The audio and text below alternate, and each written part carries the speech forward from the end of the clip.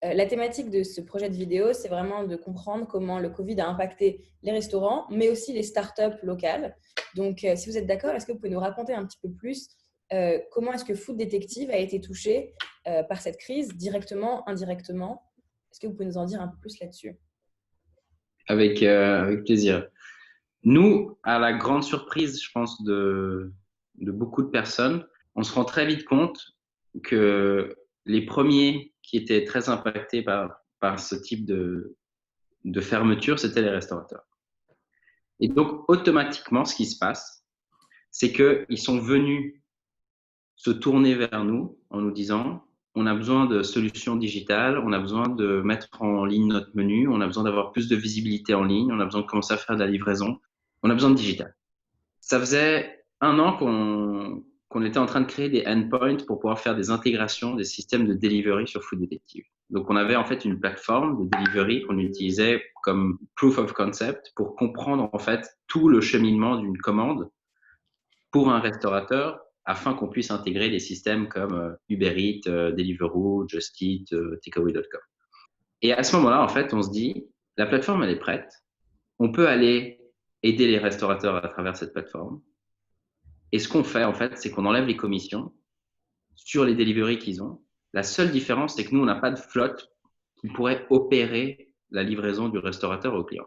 Donc, on leur dit, nous, on vous donne la plateforme, utilisez-la pour augmenter votre visibilité et faire vos livraisons vous-même, et regardez comment ça prend. Les premiers restaurants qui étaient sur la plateforme ont bien sûr très rapidement bénéficié parce qu'on a eu énormément de PR, de retours de la presse, de social media, de demandes des restaurateurs de dire aux autres inscrivez-vous sur Food Detective.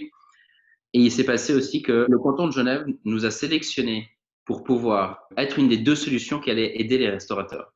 On se retrouve dans des newsletters, dans des emails à tous les restaurants dans le canton de Genève en leur disant inscrivez-vous sur Food Detective. Il n'y a pas de commission. C'est vous qui faites la livraison, mais il n'y a pas de commission. Et puis là, en fait, on regarde en ligne et on voit littéralement que la période mars-avril, mais c'est vraiment, on voit une courbe qui monte, puis d'un coup, ça monte tout droit.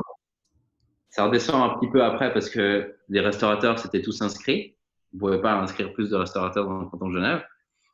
Et on se dit, mais comment est-ce qu'on va faire comment est-ce qu'on va faire maintenant pour gérer toute la partie back-office où il faut aider les restaurateurs, leur dire, pour mettre votre menu, c'est comme ça, etc., etc. Et on s'est dit, bah, il faut qu'on améliore très rapidement le produit de façon à ce qu'ils fassent tout eux-mêmes en ligne.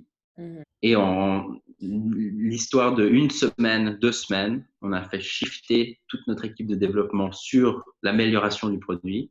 On a fait des vidéos en ligne encore aujourd'hui sur YouTube qui aident les restaurateurs à s'inscrire et à pas nous appeler parce qu'on passait, je pense que je passais 12 à 14 heures au téléphone avec les restaurateurs toute la journée. Et on a réussi à faire ce shift et à aider en fait les restaurateurs pendant le Covid.